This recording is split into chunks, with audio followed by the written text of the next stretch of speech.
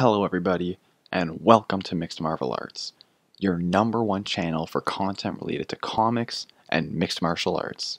Today we're going to review The Amazing Spider-Man issue number 9, and this issue features the very first appearance of a classic Spider-Man villain, Electro. Electro has had some awesome encounters with Spider-Man, and that all starts here with this issue. So let's get started.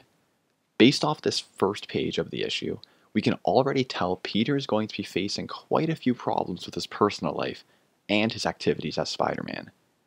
Then our story begins with Spider-Man swinging through the city while ignoring everything and everyone in his path.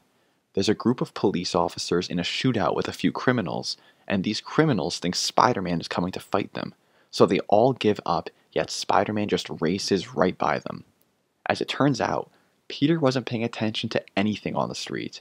He has more important things on his mind because Aunt May is sick. He was trying to get home as quickly as possible to bring her more medication. We can see that Peter isn't very focused on his superhero adventures right now, as Aunt May is his only concern. And Peter is no longer wearing his glasses anymore either, which is a nice little nod to the previous issue when Flash broke them. But then we transition to Spider-Man's newest villain, Elektro, who is charging up his electricity in preparation for his first outing as a supervillain. Elektro heads outside and uses his electric shocks to steal a shipment of gold from an armored truck. The officers carrying out the shipment are completely helpless against Electro's powers. Then we return to Peter, and a doctor informs him that Aunt May will need to be taken to the hospital for treatment. At school that day, the only thing on Peter's mind is his Aunt May's health, and he doesn't even notice his classmates. Flash actually goes so far as to approach Peter to see what's going on with him, but since Peter is so distracted, he doesn't even acknowledge Flash. So Peter visits Aunt May immediately after class and finds Betty Brant in the hospital room keeping Aunt May company. Peter is happy to see her, but they go their separate ways after visiting hours are over. Peter needs to find a way to pay for Aunt May's treatment, and he sets out to find a crime scene so he can snap some pictures and sell them to J. Jonah Jameson. And Betty begins suspecting that Peter is hiding something from her. But when it starts raining, Peter has to head home because his camera doesn't work well in the rain. It's one of my favorite parts from this issue because he returns home to study instead, but he just can't focus. Peter's too worried about Aunt May, her operation, and figuring out how he'll pay for the treatment. Even though Peter has midterms coming up, he just can't get any studying done. It's a really great scene that shows the numerous problems Peter is dealing with, and it makes him an even more relatable character. The next day, Elektro robs a bank as J. Jonah Jameson is trying to withdraw some cash. Everyone is defenseless against Elektro, but Elektro does recognize J. Jonah Jameson, which leads Jameson to suspect that Elektro is somebody he knows. And when Elektro leaves, he uses his electric powers to climb up a building, and I have to say, this is the only time I've ever seen Elektro stick to a wall, and it's pretty weird. Have you guys ever seen this before? But anyways, J. Jonah Jameson immediately suspects that Elektro is Spider-Man because he just climbed up a wall. So of course, J. Jonah Jameson publishes this as a fact in the Daily Bugle, even though he has no proof. Peter is outraged when he sees the headline because he's already got so much on his plate.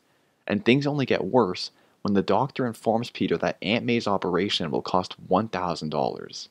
And we get this scene where Peter asks J.J. Jameson to lend him the money, and Jameson has a hilarious reaction because he's just shocked that Peter would even ask for money.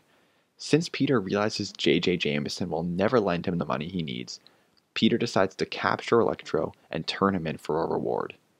When he tracks Elektro down, Peter takes a few pictures, figuring he can make some extra cash by selling them to J. Jonah Jameson. But Elektro notices Spider-Man and starts firing electric shocks his way. Spider-Man makes the mistake of grabbing Elektro, and so Elektro shocks Spider-Man to the point of defeat. Elektro even feels a little bad because the shock was so strong that he thinks he killed Spider-Man. But Spider-Man isn't dead, and he resorts to his final plan, snapping pictures of himself that make it appear as though Elektro is Spider-Man. This is exactly the proof J.J. Jameson wanted, and he pays Peter for the pictures. Peter feels terrible for lying to J. Jonah Jameson, but he just needs the cash to pay for Aunt May's treatment. So Jameson prints the pictures, and everyone in the city debates whether Spider-Man is Electro. That is, everyone except for Elektro, who we learn is a former electric lineman named Max Dillon. One day he was hit by a lightning bolt while working on a utility pole, and the combination of lightning and the electric wires gave Max Dillon the power to generate electricity. When Max Dillon ran out of money, he assumed the mantle of Elektro to disguise himself and steal all the money he needs. But back in the present day, Elektro breaks a bunch of prisoners out of jail to use them as his servants. Peter hears of this and plans on fighting Elektro again after he finishes checking on Aunt May. But Aunt May is about to undergo her operation, and she wants Peter to be in the hospital for the entire thing. So he delays his battle with Elektro while he hopes for Aunt May's operation to be a success. And while he waits, Betty Brant returns to the hospital to comfort Peter during the whole thing. After the operation, Peter enters Aunt May's hospital room again and learns the operation was a success. Peter is relieved but extremely tired after the rough past few days he's had. He tells Betty the operation was successful, and she suspects that Peter plans on going to the prison to take some pictures of Elektro's scheme. So she asks Peter not to go because of the danger involved. But Peter stands up for himself and says that the dangerous pictures are the ones that he can sell for the most money. Betty tells Peter that he's beginning to act like someone else she once knew who enjoyed being in danger too. And although Peter is tired, he goes to the prison to face Elektro again. But this time, he brings rubber gloves and shoes to protect himself from Elektro's shocks. And when J.J. Jameson sees Spider-Man arrive, he's devastated since he realizes his story that Spider-Man is Elektro is false. And it's pretty fun to see. But then the action begins as Spider-Man battles Elektro's servants and prepares to fight Elektro again. Elektro is surprised because he thought he had already killed Spider-Man, so he prepares to beat him even worse this time. Spider-Man becomes distracted by all the criminals serving Elektro, and he loses sight of Elektro amidst all the pandemonium. He helps the police capture all these criminals, but then Elektro resumes his onslaught on Spider-Man, this time with a gun in his hand. Spider-Man kicks a bucket of sand at Elektro to distract him, but that proves to be ineffective, and while he does manage to web up Elektro's gun, the danger of Elektro's attack remains as he begins swinging electrical wires Spider-Man's way. Then Spider-Man finally gets an idea as he shoots a water hose at Elektro, which defeats him. He unmasks Elektro and leaves him for the police. Then Peter visits the Daily Bugle to sell his pictures of Spider-Man's encounter with Elektro. At first, J.J. Jameson doesn't want to hear it because he blames Peter Parker for the story he published that claimed Elektro was Spider-Man and included false pictures of Elektro changing into Spider-Man's costume to support it. But once J.J. Jameson sees Peter's pictures of the fight, he buys them immediately for a very cheap price. But this makes Peter feel better about himself because although he lied to Jameson with his previous batch of pictures, these ones are real and he just sold them for far less than they're worth. Then Peter runs into Betty Brant, who is upset with him for going to the prison when she asked him not to. Once again, she tells Peter that he reminds her of someone she knows who once hurt her. Do you guys have any guesses who that person is? If you don't know who she's referring to, then put your guess in the comments section. But after this, Peter explains that he likes Betty a lot, but she can't just tell Peter what he can and can't do. They get into a little fight and Peter leaves to see Aunt May instead, who's recovering well. And when he leaves to walk home, Betty Brant rushes to catch up with him, and the two reconcile their relationship. But things are going to get interesting between Peter and Betty very soon, so stay tuned for that.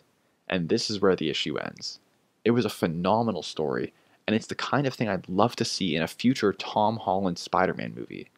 The issues that Peter faces in his personal life are some of the most intriguing aspects of Peter's character, and make it really easy for many readers to relate with him.